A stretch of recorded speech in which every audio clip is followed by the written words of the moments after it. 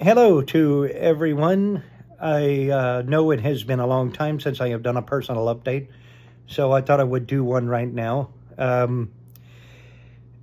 First of all, hello to everybody that has subscribed to the channel recently. Thank you for subscribing. I have over 50 now, and that means a lot. I am actually recording this video on a new iPhone 16e, which I got on launch day. I pre-ordered it last week and got it today. Everything went fairly smoothly until I realized that I had erased my old iPhone SE before the eSIM could transfer. So that resulted in a trip to the T-Mobile store to get the eSIM activated, which was no big deal. They got it done in a matter of minutes. Really, really liking this phone. It is such an improvement. I'm sure you've noticed that the camera is probably better. The quality of the camera is probably better. And, you know, the iPhone SE 3rd gen, I think it was using the A13 chip, I think, and this one's using the A18, a very big improvement, and USB-C and better battery life. I mean, it's just, I'm very excited about this phone, and I'm loving it so far. I was actually able to get Face ID to work in a dark room, which is something that when I had the iPhone 11 Pro Max, I was not able to get Face ID to work at all, and I was able to today, and it's working really well. Apple Intelligence is really good. But anyway, I'm not here to talk about the new iPhone. I'll just leave it at this is a very vast improvement over what I had been using since 2022, and that phone has been traded in for this phone. So I'm very happy about it. And anyway, so I wanted to do a quick recap. First of all, thank you to everybody that gave me such good feedback about the Florida videos. Those were recorded with the GoPro on a chest mount. All of them were. My GoPro was chest mounted. So I thought that, you know, there were a lot of things that didn't get recorded that I was hoping to record. So I want to give a brief trip recap here. So so my friend Scott had gone down to Florida the day before. And so my friend Macy and I met him on the morning of Valentine's Day, actually. Macy got there before me, and only by, I think, a minute or two, as I understand. And we were staying at two different hotels, so we got Macy checked in to the hotel that she and Scott were staying at, and then I did not check into my hotel until after the day at Busch Gardens. So after we got all that stuff done with their hotel and whatever, we went to Busch Gardens. So I had been to Busch Gardens in 2022 for the American Coaster Enthusiasts Spring Conference. And I won't go into detail, but it was not a very fun trip. And there were a lot of things that went wrong, and it was really bad.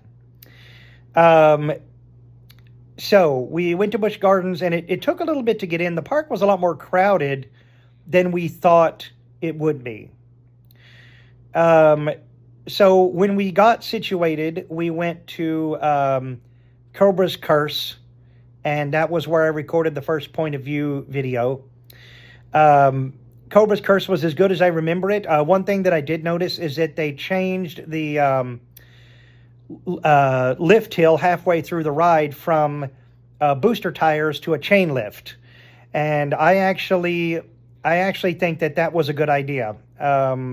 I think it's more suspenseful, and the lift can be more controlled, and plus it can run in the rain. You know, it can run in more conditions.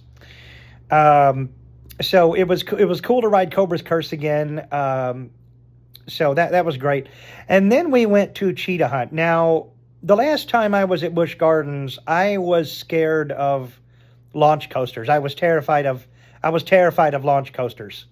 In fact, it wouldn't actually be until October 2022 when my friend Scott convinced me to go on a backlot stunt coaster at Kings Island, that I finally realized that I really didn't have anything to be afraid of when it came to launch coasters. So I rode Cheetah Hunt this time, and I was really surprised at what a great ride it was. There were some great airtime pops on some of the drops, and it was an overall pretty intense ride. I know that they market it as a family coaster, but I think it's borderline between family and thrill. I really do. And after that, unfortunately, we did do 2 more rides at Busch Gardens, but the GoPro, for some reason, decided not to record.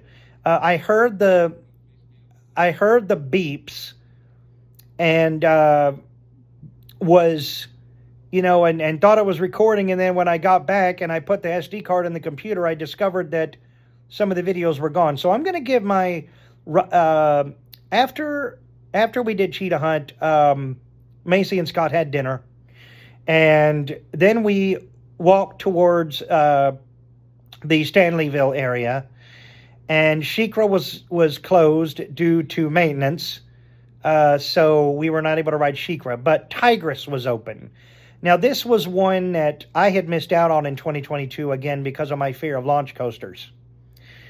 And this was my first premiere. This was also my first premiere ride, Skyrocket 2.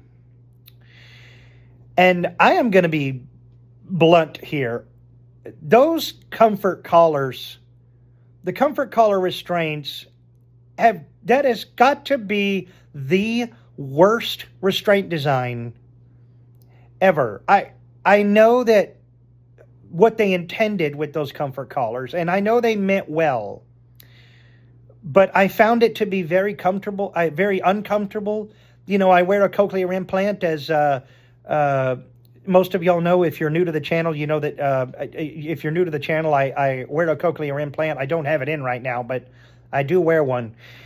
And I very nearly, and the magnet on the implant very nearly flew off of my head, even though I had a sweatband on, and my neck was hitting the comfort collar, and it was causing the magnet to move. And it really, I would like the ride better if it didn't have the comfort collars. I mean, I could tell that the ride was a good ride. It had great action. I was in the very front row, so when we went up the forward spike, I got a great sensation of weightlessness at the top.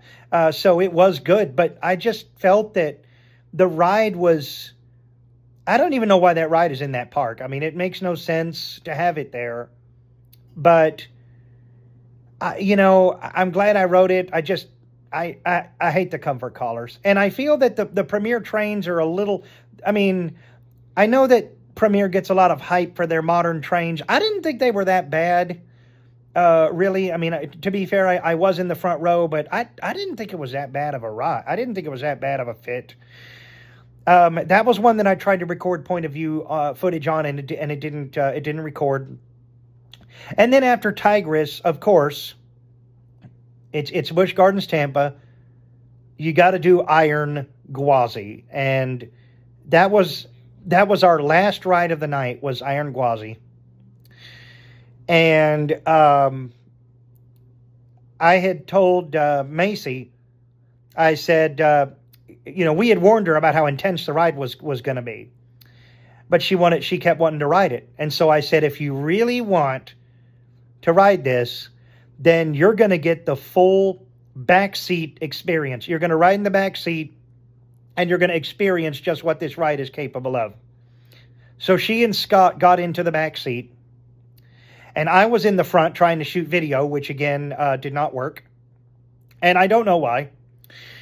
And when the intensity started, I could hear Macy screaming all the way from the front of the train. She was in the back, and I could hear her screaming all the way at the front of the train. I mean, she loved it. She absolutely loved it. Iron Gwazi, it's a good ride. It is a very good ride. I will say that it's got good pacing. It's relentless in its layout. But I don't know why it just doesn't do it for me. I don't. I mean, I know a lot of people hype it up. Oh, it's a best coaster. I've heard it called the goat coaster before and whatever. I mean, it's definitely a top tier ride. I want to ride more RMCs before really getting an opinion, before really formulating an opinion. I've only ridden three RMCs: a Rocky Mountain Construction, for those of you that don't know, Storm Chaser at Kentucky Kingdom, Lightning Rod at Dollywood, and Iron Gwazi at Busch Gardens. And so I don't really have an opinion. I right now, Storm Chaser is my favorite. Yes, I said it. Okay, but I'm not discounting the fact that Iron Gwazi is a fantastic ride. It really is. And in the front seat, there is a phenomenal bit of hang time in the front of the train, where when you get to the top of the lift hill and the rest of the train is catching up to you, you dangle over the edge, and it is a phenomenal, because you're just sitting there and it's like time stands still. It was one of the coolest feelings. I did enjoy that. So after Iron Gwazi, we went back to our respective hotels. I got checked into. I was staying at the Hampton Inn, that was literally across the street from Busch Gardens. Was a fantastic hotel. I recommend that if you can, to stay at the Hampton Inn near Busch Gardens, because it really is fantastic people, great rooms, and they were open to Uber Eats coming into the hotel to deliver food. They were amazing. So we all go to bed. Saturday, February the 15th, was our day at the Florida State Fair. And so the Florida State Fair had been a bucket list fair for me for many years. I had wanted to go.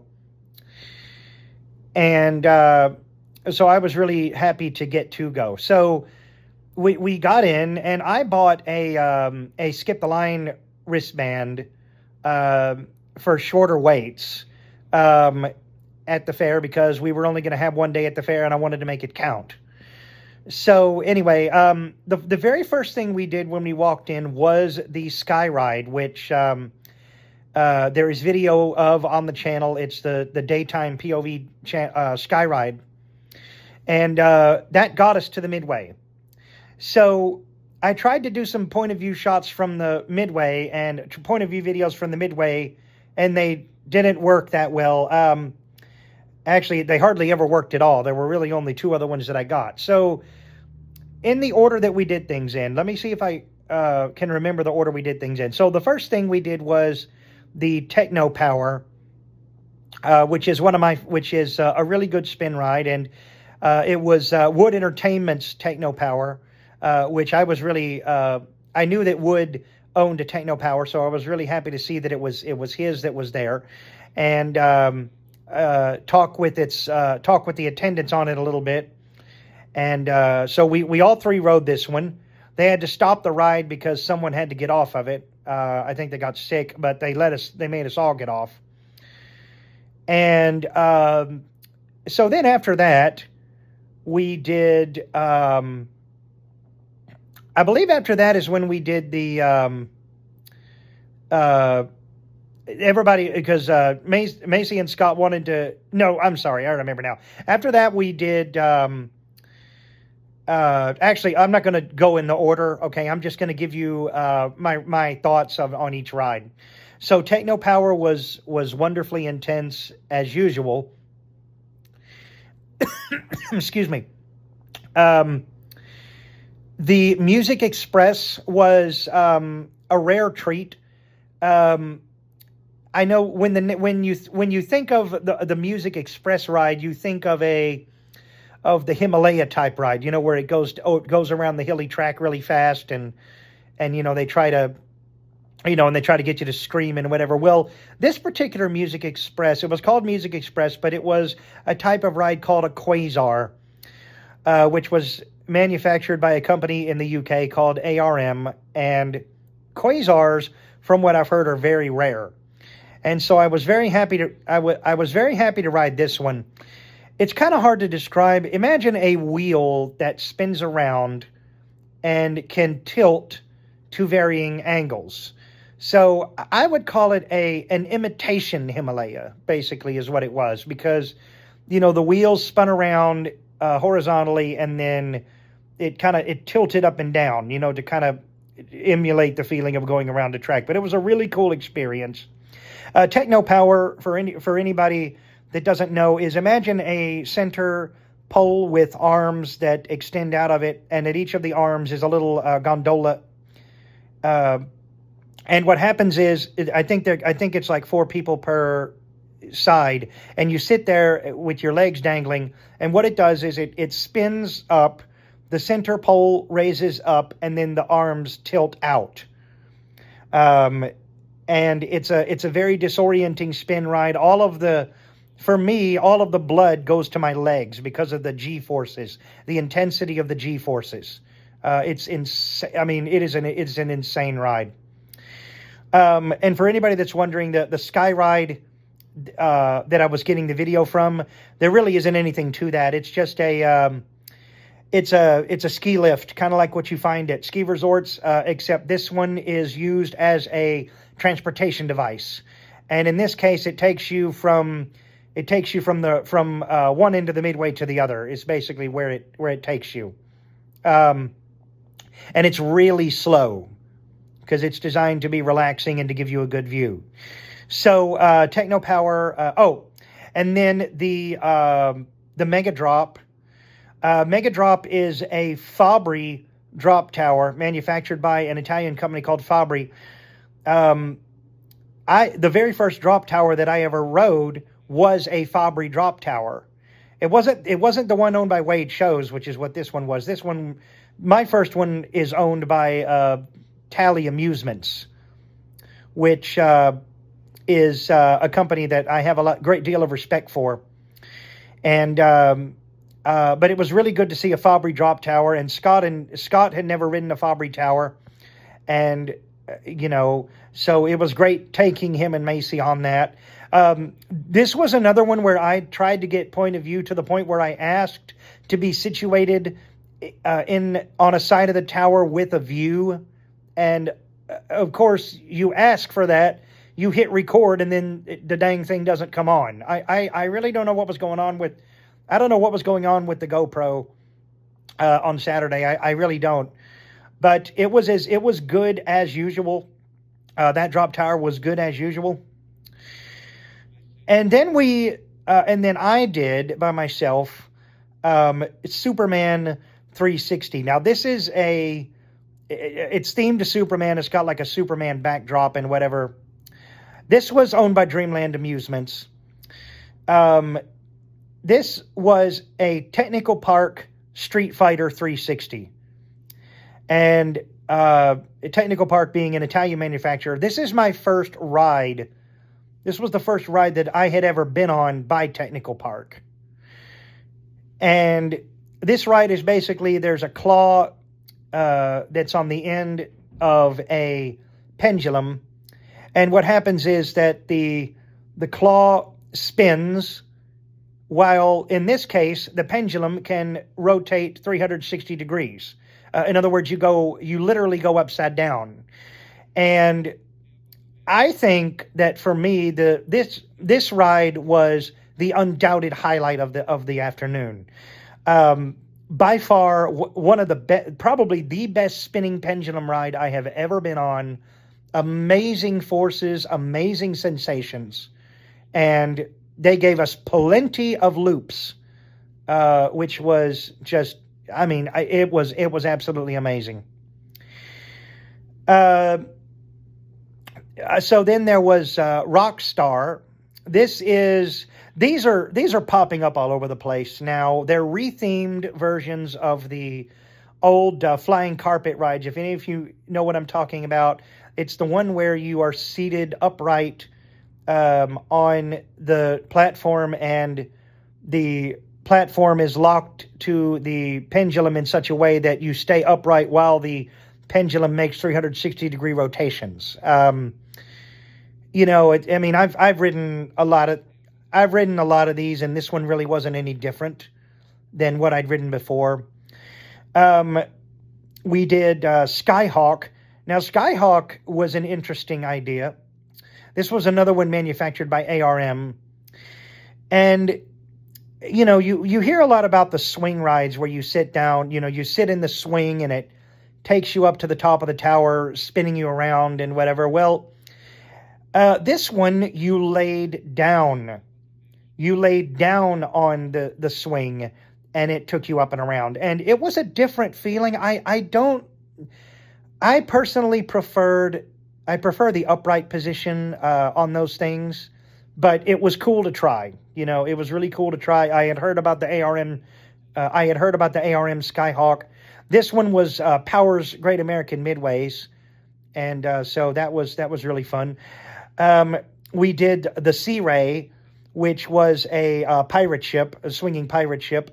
Not one of the best ones I've ridden. It didn't go very high, and I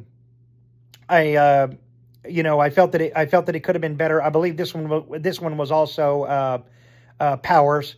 I think Dreamland had their Sea Dragon, which is a larger pirate ship. I think they had their Sea Dragon on that Midway, but that Midway was so huge that it was freaking. I mean, there was no way we were going to do everything. And then I did the Planet Rock and Roll Funhouse. Now, I am a big fan of funhouses. And I hadn't seen this funhouse in over 20 years. And I was really happy to see it. I was kind of hesitating a little bit while I was in there, but it was because I was trying to remember the freaking layout of the funhouse. And, I couldn't remember where things were, and it took a little bit for me to get the hang of it. We did the Zero Gravity, which is the modern take on the old Roundup ride. This is the one where you stand against the wall, and the arm that the drum you're standing in is on tips you up, so you're almost upside down. I mean, to you, it feels like you're lying on your back. And it's a Zero Gravity. I've ridden a lot of them, and I love them. And then there were the two rides that I went down there specifically to ride. One of them was the Kraken, which is the one that you got a POV of. That was the one ride that you got a POV of. Manufactured by Dutch manufacturer KMG. The ride is called an XXL, and it is basically a gigantic spinning pendulum ride. So it's like I told you, the claw. There's a claw at the end of the pendulum with a disc of seats on it. The seats spin while the claw swings. Now, this one doesn't go upside down, but it can swing out to 150 degrees, and we certainly did, as you can probably tell from the POV. And just an absolutely fantastic ride. I mean, probably the best spinning pendulum ride, not the best spinning non-inverting pendulum ride that I have ever been on. And then we did another one, and this one I was really not happy that I didn't get point of view footage of, because this is the one that I went down there specifically to shoot video of. The Thunderbird Swing. This ride was literally weeks old. They assembled it on the Florida State Fairgrounds, I think like days before the fair opened. This was Iconic Midway Rides, a.k.a. Wade Shows. And this was a swing ride that was manufactured by Lombrink, which is a Dutch manufacturer that's primarily known for Ferris wheels. And I thought that this was and it's North America's tallest traveling swing ride at 177 feet tall. Now, this is one of those ones where you sit in the swing and it takes you up and spins you around in a big circle. That's basically what it is.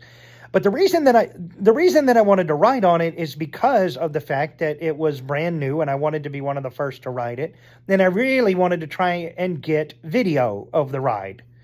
And unfortunately, that didn't happen.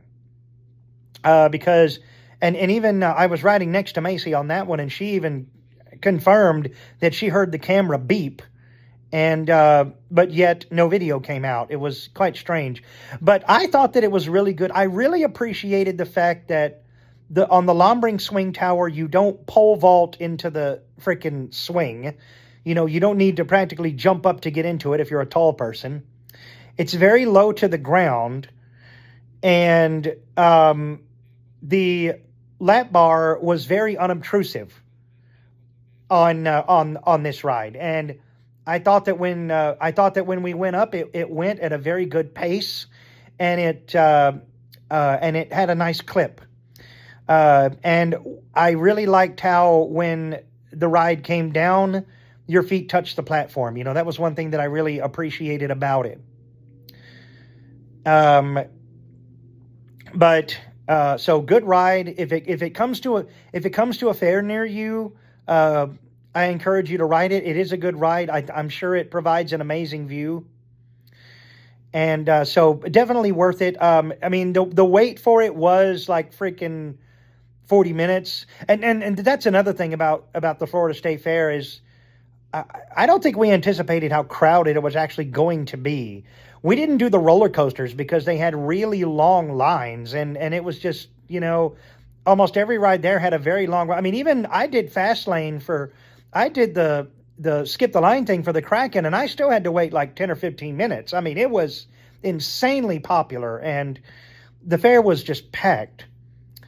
And then after Thunderbird, which was the last ride, we took Macy to have a food that she wanted to try, which was bacon covered in s'mores toppings.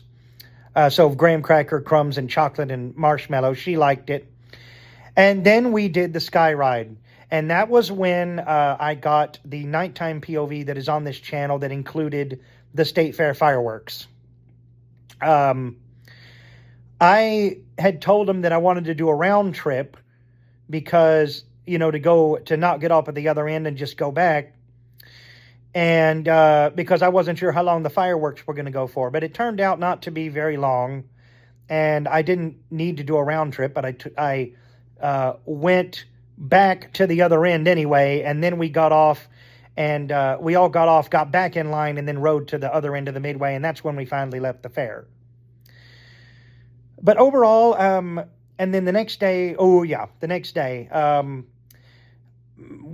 there was crazy weather in most parts of the country, as many of you know, on February 16th. I was scheduled to fly. I had to make a connection at D.C., at Washington, D.C., at Reagan National Airport. And, but they were having high winds. So my flight was already delayed pretty significantly. So I waited in the Admirals Club for American. And I waited in the Admirals Club, got on the plane. Everything's going okay. We get diverted to Harrisburg, Pennsylvania. And we were told that if we got off the plane, we couldn't get back on. So I had to stay on the plane. And we waited for, I think, about an hour and a half or so. And then we took off. And I got to D.C., but my connecting flight had been canceled. So American put me up at a Holiday Inn that was close to the airport, that had an airport shuttle, and I had to stay up all night in order to make sure that I didn't miss said shuttle. So that was insane. And then we took off on time the next morning, and I made it back here. But overall, a wonderful trip. You know, I got to do, there were some firsts for me. I got to do some rides that I'd wanted to do for a long time. And I got to do I got to do a lot of stuff. So great trip. And in other news, with a cochlear implant progress update, I don't really have a lot to talk about. I have an appointment next week to do some more testing, so I will maybe give you another one after that. So we will figure out what our path going forward is at that point in time. My audiologist and I will figure out a path going forward. But anyway, so there's your basic recap of the trip to Florida. Like I said, great trip. And Very thankful to Busch Gardens for allowing me to shoot video. And could I just say something about that?